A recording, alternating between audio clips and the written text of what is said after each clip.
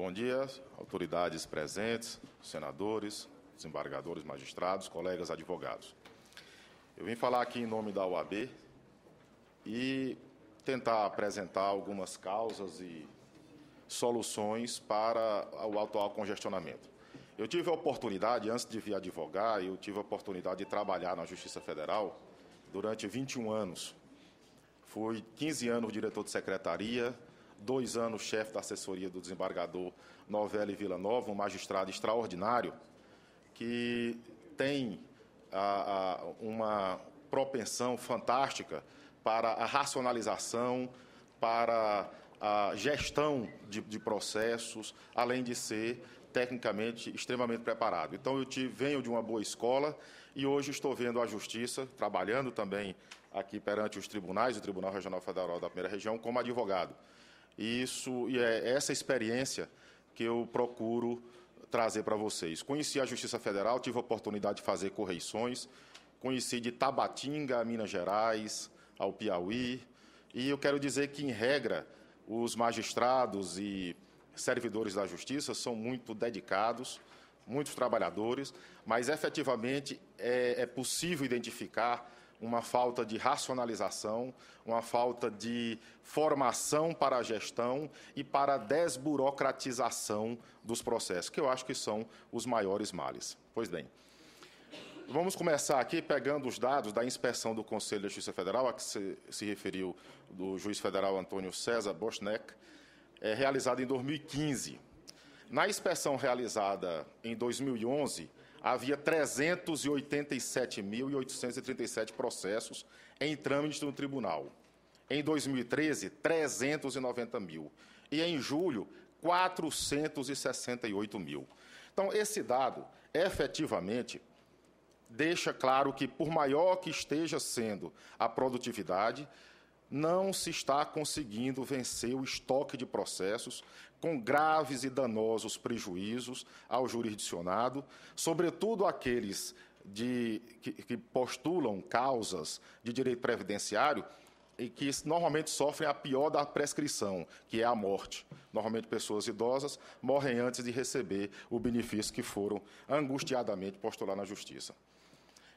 Foi detectada por essa correção baixa produtividade de alguns gabinetes. Existem gabinetes fantásticos, gabinetes que produziram e que produzem muito.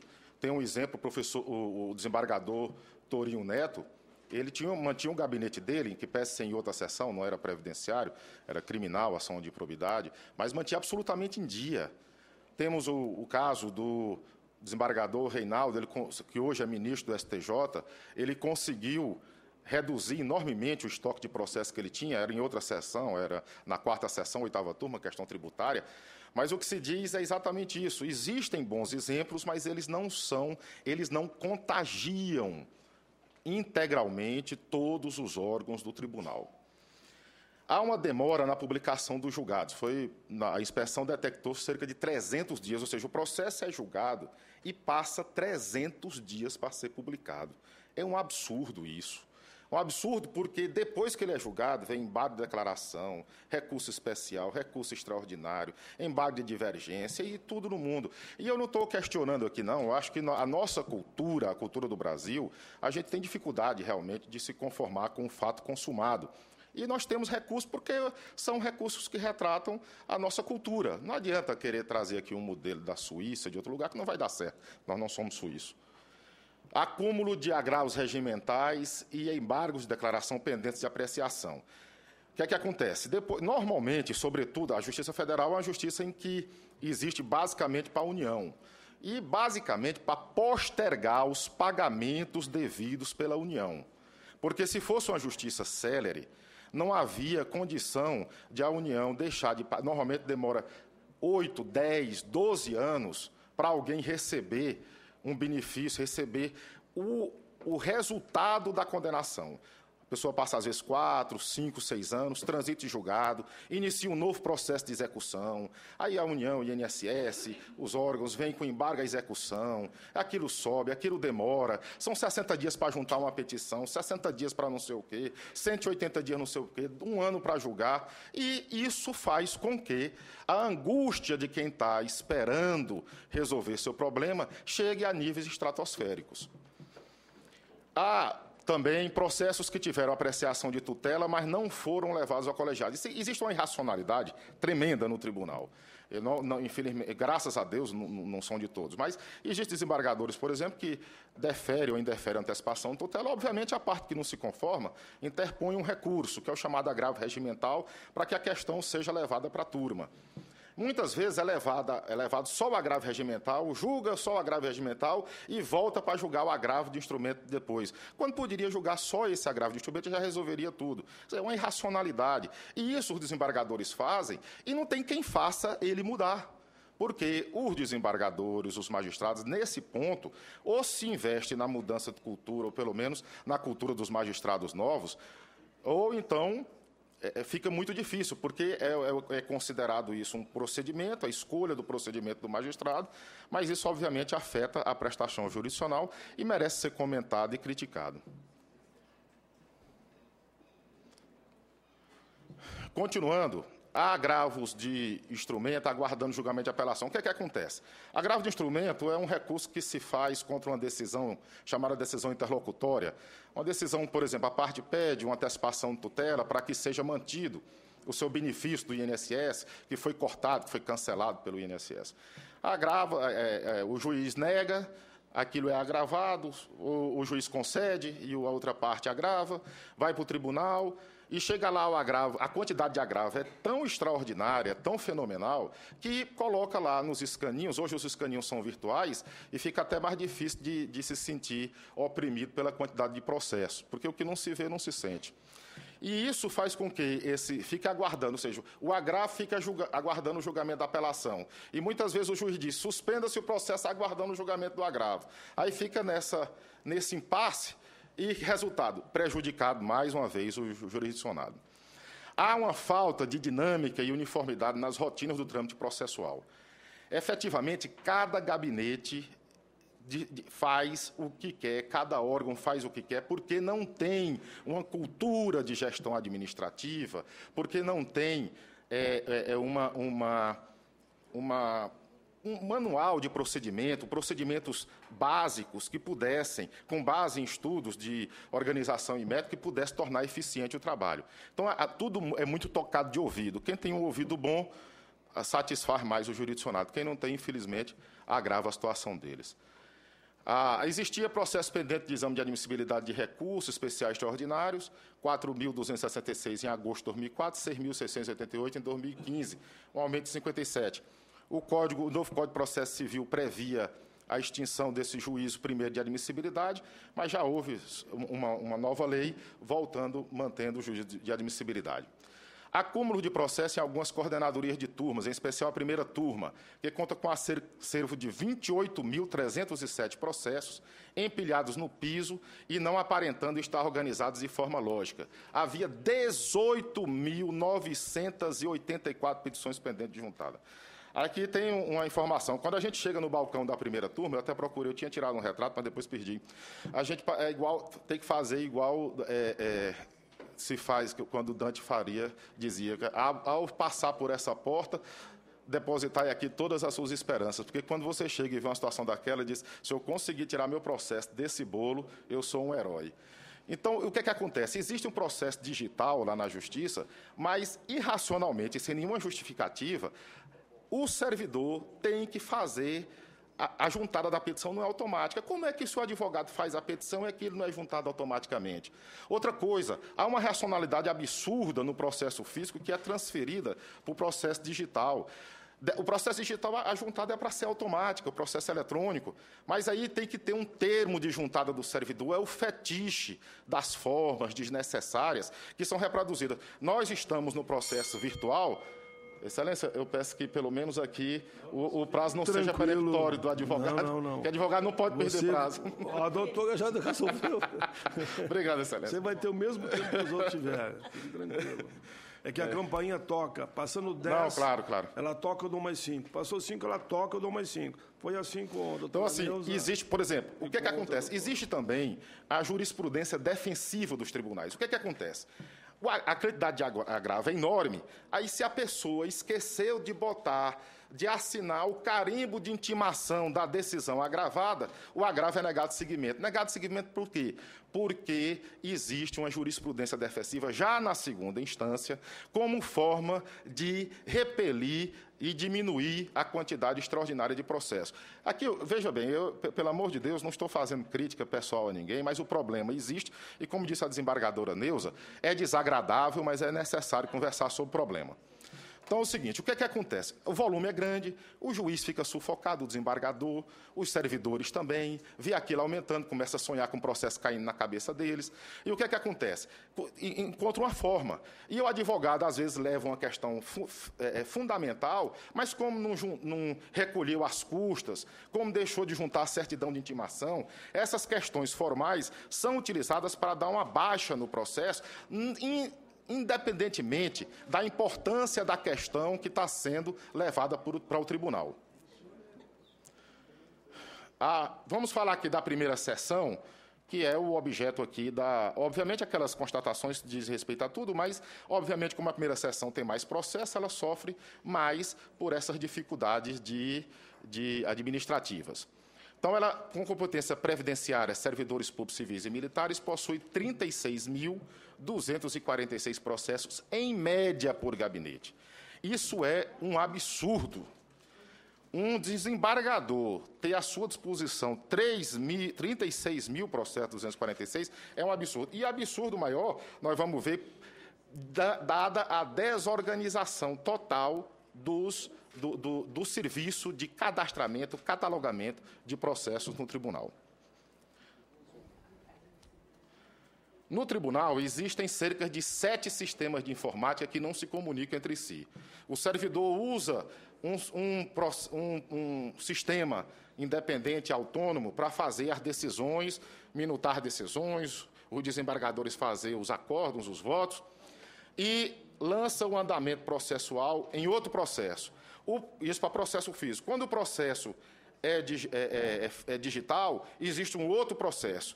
O sistema de cadastramento dos processos físicos é feito de uma forma, o cadastramento de processos digitais de outra forma absolutamente distinta. E não existe uniformidade, nem um norte para ninguém. Os desembargadores, os servidores que têm interesse, saem procurando naqueles gabinetes melhor organizados e que mais produzem, formas de conseguir, de copiar, de replicar essas questões. O processo eletrônico iniciou de uma forma e terminou de outra. É aqui um absurdo. O CNJ permitiu que vários tribunais desenvolvessem sistema próprio de processo eletrônico e a toque de caixa. Eu estou perplexo aqui. Nessa confusão toda, como é que se entende no final? É a verdade, Excelência. Eu estou falando aqui, por isso que eu estou dizendo, eu quero partilhar a minha experiência, que eu fui servidor, hoje sou advogado, e fui servidor durante um bom tempo, tive a oportunidade de fazer correições em toda a Justiça Federal, das mais diferentes seções e subseções judiciárias. Então, é preciso falar dos problemas para que eles sejam resolvidos. Então, o processo eletrônico se iniciou de uma forma e a toque de caixa. Se eu não me engano, era no término do mandato do ministro César Asfor Rocha, e aqui eu não estou falando mais uma vez de ninguém, e se eu não me engano, havia um recurso financeiro que só seria distribuído se os tribunais implantassem o sistema. Isso era fim de ano, 2008 para 2009, se implantasse até 2009. Os recursos da informática aqui, que já são ruins lá no tribunal, tiveram que ser utilizados para desenvolver um sistema. E eu tenho certeza que, se for atrás da quantidade de dinheiro que se gastou nisso, vai se verificar que, e se alguém ajuizasse uma ação popular, muita gente ia ter dificuldade de justificar como é que se gastou tanto dinheiro para nada. Existia um sistema anteriormente, o EJUS, coordenado pelo CJF, com a participação, e esse sim vinha sendo bem desenvolvido. Diretores de secretaria, eu como diretor de secretaria fui ouvido, diretor de secretaria foram ouvidos, juízes foram ouvidos, servidores foram ouvidos, advogados foram ouvidos, coisa que não acontece normalmente. Nem os servidores são ouvidos para o desenvolvimento de um sistema. Em todo lugar do mundo, qualquer sistema processual que vai ser desenvolvido, existe um módulo, um piloto, um módulo de desenvolvimento, e depois esse módulo é aplicado em ilhas, em lugares específicos, para só então, resolvidos os problemas que efetivamente eles vão dar, ser expandido para todo lugar. Aqui não, aqui vem de cima para baixo, é aplicado, ninguém conversa com ninguém, ninguém sabe sugestão. Os sistemas não são amigáveis, são ruins. Os servidores, quando chegam lá e quando estão lá, não tem nenhum curso que se faça para que os servidores explorem pelo menos a potencialidade dos sistemas existentes. Todo mundo toca de ouvido. É um verdadeiro absurdo. Ninguém é preparado para usar a ferramenta mínima de trabalho de que se dispõe, de usar toda a potencialidade. E agora, depois de tudo isso, o CNJ determina a aplicação de um único sistema de processo eletrônico. Gastou dinheiro. Para você ter ideia, o Tribunal de Justiça de São Paulo gastou 300 milhões para fazer um sistema que não vai usar. Quer dizer, dinheiro tem, está sendo muito mal utilizado. Né? E porque se gastou 300 milhões, eu estou dando um exemplo, obviamente se gastou alguma quantidade aqui, pode dizer bem menor, no tribunal, mas para fazer um sistema que não funciona ou que vai ser substituído logo por outro. Bom, os gabinetes dos desembargadores. Os gabinetes dos desembargadores não têm espaço físico suficiente. Todos eles possuem anexos nos vários prédios. São 4 prédios do TRF. Tem um sede 1, sede 2, agora ocupa o TSE, tem o edifício Adriana e deve ter algum arquivo, alguma coisa assim e tudo. Então, os gabinetes dos juízes, dos desembargadores, é o que tem menos prioridade. Toda a outra burocracia é muito bem instalada. Eu conheço o tribunal e uma vez, quando eu pedi demissão, eu tive que pegar 7 certidões e eu conheci toda a burocracia lá do tribunal, muito bem instalada, ar-condicionado funcionando. Eu passei os maiores calores da minha vida lá no tribunal, ar-condicionado não funciona, não tem espaço. É ruim. Por exemplo, você não vê os processos. Os processos, aquilo que acho que alguém falou aqui, os processos não são vistos. Por quê? Porque não cabem os processos físicos. Como eles não são digitalizados, eles ficam lá. E os processos mais antigos, esses é que ninguém quer pegar, porque normalmente é problemático. O desembargador que chega e que recebe esse acervo, bom, se ninguém julgou é porque tem uma dificuldade. Daí a necessidade de metas do CNJ, como essa meta 2, de julgar processos distribuídos a 2010, e existe um problema. Às vezes o processo que chega lá de 2010 foi ajuizado em 1990. Quer dizer, o que interessa é quando o processo foi ajuizado. O que a parte quer saber não é quando o processo chegou no tribunal, quando está concluso. Ninguém nem sabe o que é concluso. Concluso é alguma coisa que não acontece, porque a pessoa fica concluso, mas não sai. Mas então é o seguinte, essa situação, o processo tem que ver quando a parte ajuizou. Isso eu aprendi muito com o desembargador, o juiz Novelli, que é como ele gosta de ser chamado.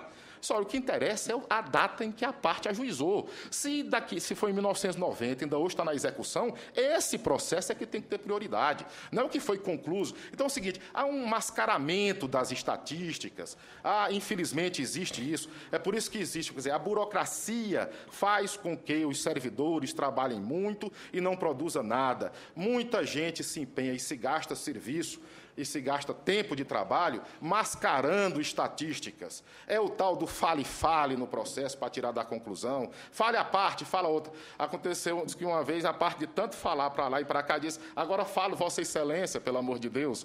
Então, assim, essas coisas, essas racionalidades precisam vir, a gente precisa, não é possível. Deixa eu fazer uma pergunta de quem está nos assistindo pela TV Senado deve estar tão assustada quanto eu.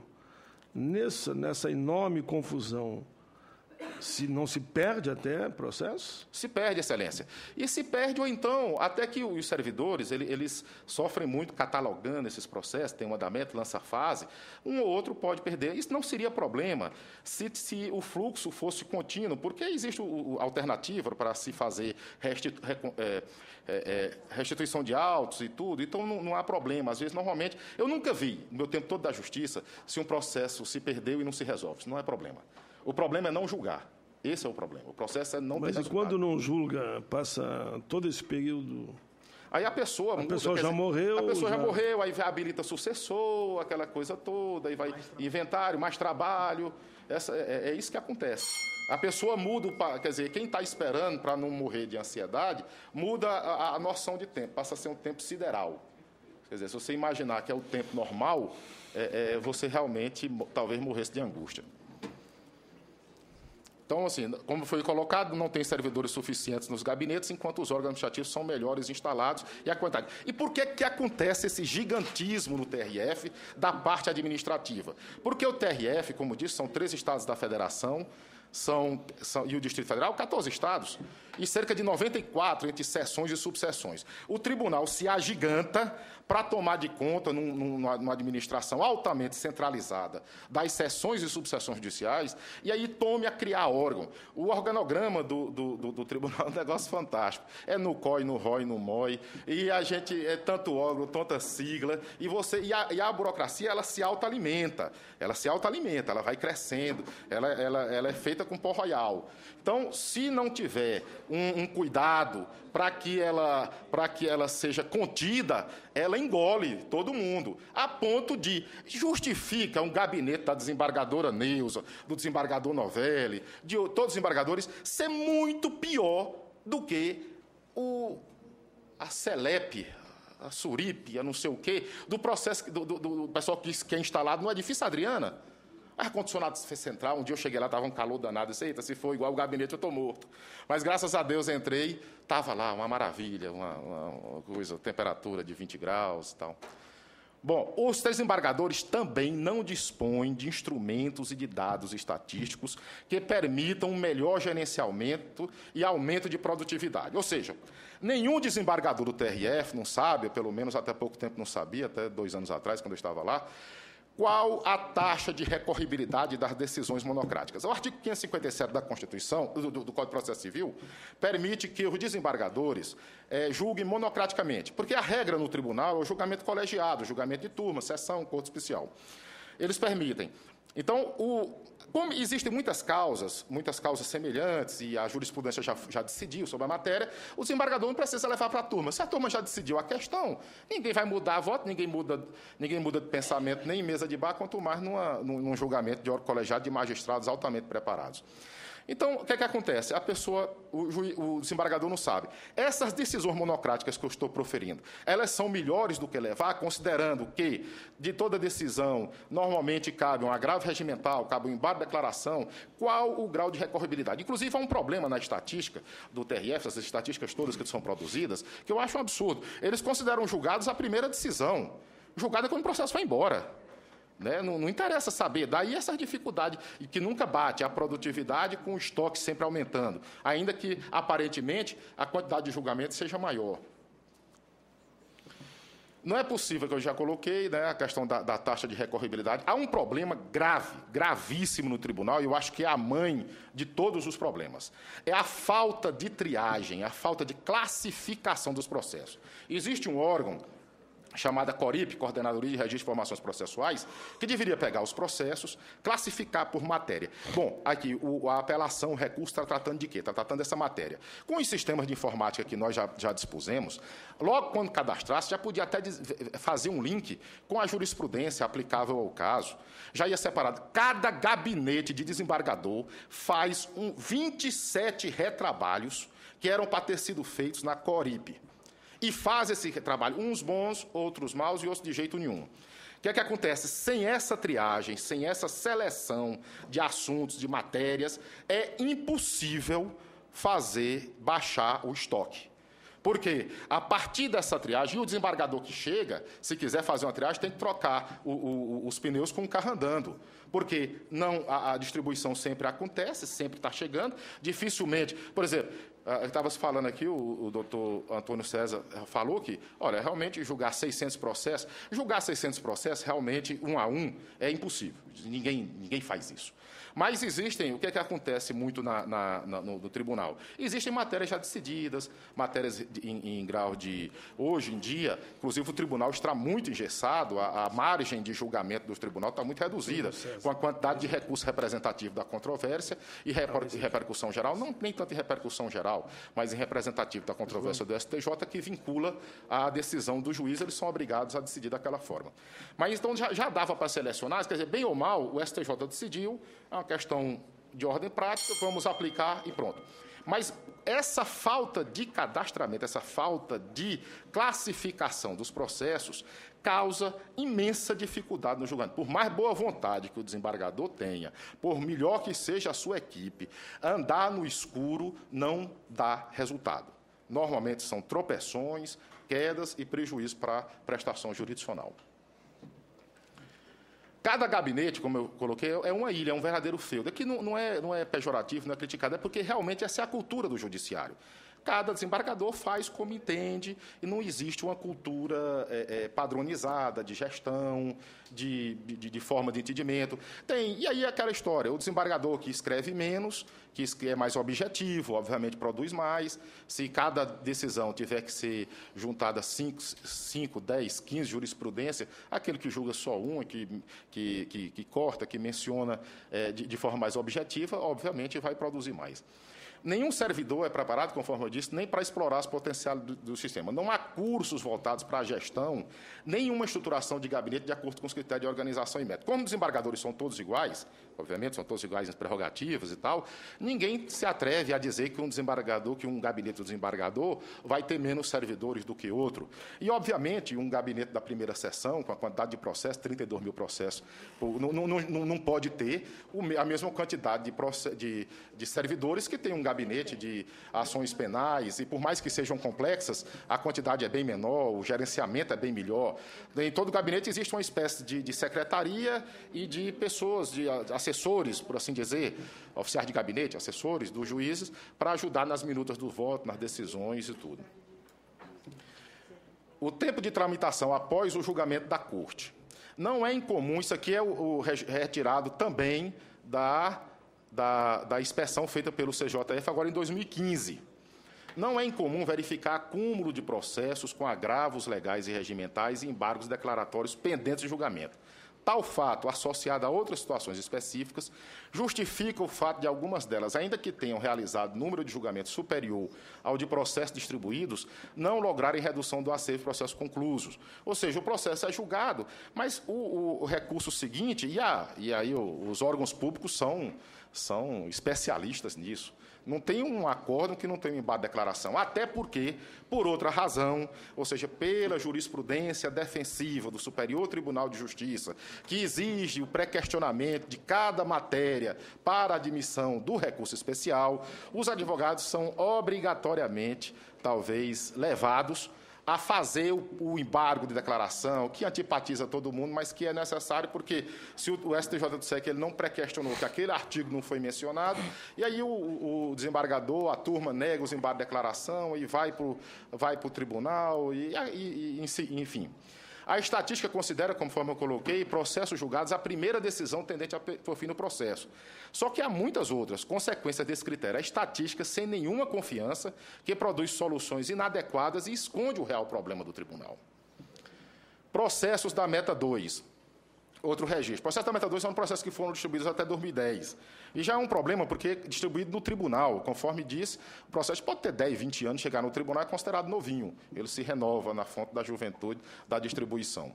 Em julho de 2015, totalizavam 111.766, um quarto do processo dos tribunais. Processos que não foram julgados em 2010. Outra constatação do Conselho da Justiça Federal. Um dos principais entraves à boa gestão processual é a falta ou a má distribuição dos recursos humanos pelas diversas unidades jurisdicionais.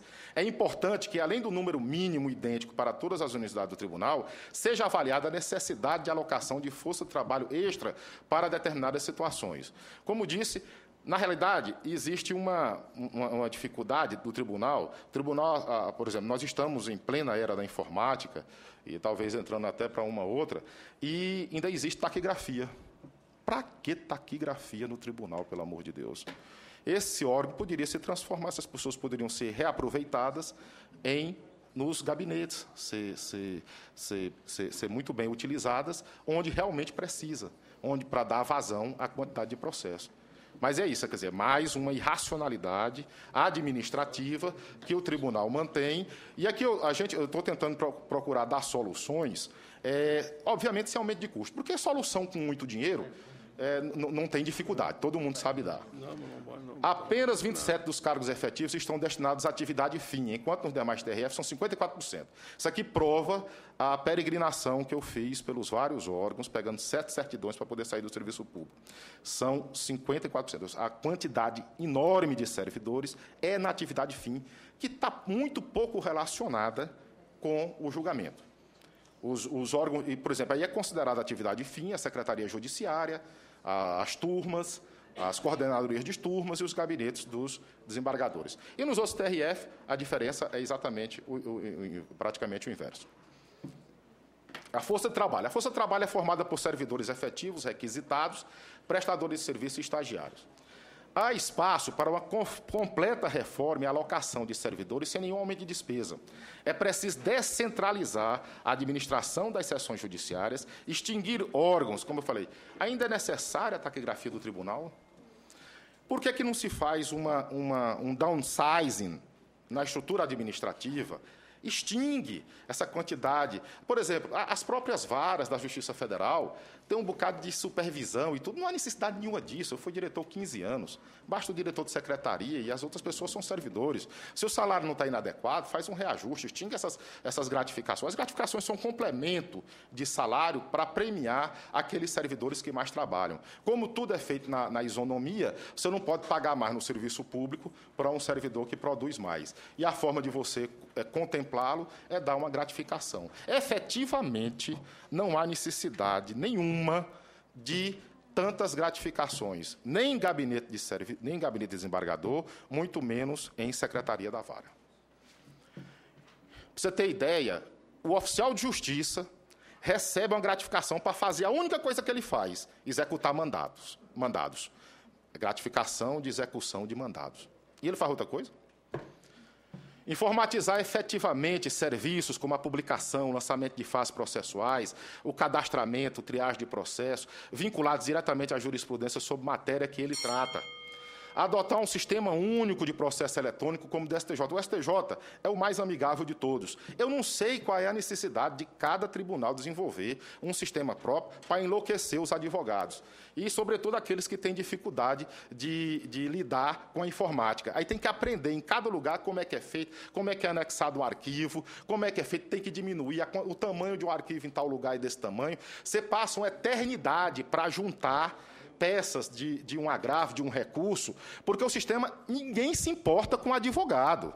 Ninguém nunca foi perguntado se aquilo, nunca foi feita uma pesquisa. Como é que está o nível de amigabilidade do sistema? O sistema é amigável, ele produz resultado? Qual o tempo que se gasta, em média, para fazer isso? E o que é que acontece? Junto a essa mentalidade que foi imposta na cabeça dos advogados, porque ele não pode perder a causa, ele não pode perder um prazo. O advogado perdeu o prazo, o recurso foi negado. Mas, doutor, o senhor não juntou peça tal? Eu deveria ter juntado. Então, O princípio da isonomia, o senhor ultrapassou todos os tempos dos convidados. Tem mais 1 minuto para concluir. Bom, por último, tinha muito mais coisa, mas só queria assim. Existem algumas sugestões. Por exemplo, também eu vou falar aqui da OAB, não vou falar só dos outros, não, que é muito confortável. É muito confortável falar. Eu até gostaria de saber do doutor, que representa a OAB, quando que a OAB protocolou isso, levou isso junto ao tribunal para promover as mudanças, porque essas são questões bastante importantes, né? Eu acho que essa daqui é uma grande oportunidade, daí o valor da iniciativa do senador. Mas a OAB já fez isso, porque essas questões não são de hoje, né? Não são de hoje. E existe um hermetismo fenomenal. O Poder Judiciário é outro problema. Aquilo vai tendo rodízio. Por exemplo, a desembargadora Deus é de todos conhecida, uma desembargadora mais aberta. 2 em 2 anos muda. Aquilo que foi iniciado não é dado sequência, muda no tribunal também. A gente está aqui ressaltando. E aqui eu vou fazer a meia-culpa da OAB também, não é só. Então, a participação da OAB é tímida. Talvez pelo hermetismo natural do Poder Judiciário, que não justifica. Há uma necessidade de mudança de postura para oxigenar o processo de julgamento e fornecer a visão dos usuários quem julga. A adoção de medidas revolucionárias como a criação de OCIP, capaz de gerenciar os serviços judiciários, a exemplo do que acontece na saúde com a rede SARA de hospitais. A OAB podia tomar essa iniciativa, sim, e nós vamos propor a ela que tome essa medida. Cria uma organização com a questão da saúde, o gerenciamento, porque uma vez o professor Luiz Campos da Paz disse que ele teve que sair do serviço público para prestar serviço público. Teve que fazer um gerenciamento. Por quê? Porque é horrível, é ruim o gerenciamento do serviço público na administração. E criar um banco de dados com práticas capazes de replicar ideias criativas, como a do protocolo drive-thru. Obrigado. Desculpa aí, Excelência. Muito bem. Se foi o representante da UAB, Jonas Monay Júnior, que trouxe uma série de sugestões que nós vamos recebê-las e encaminhar aos canais competentes.